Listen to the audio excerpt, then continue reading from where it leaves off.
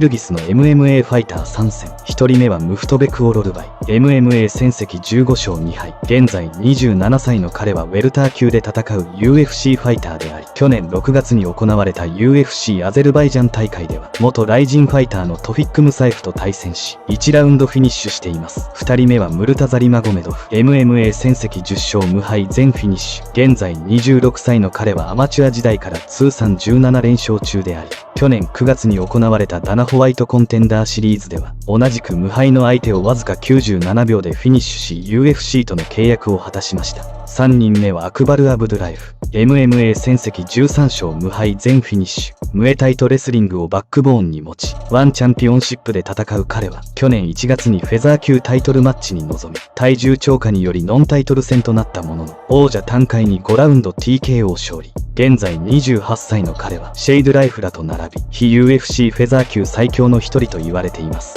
シェイドライフだけじゃない、世界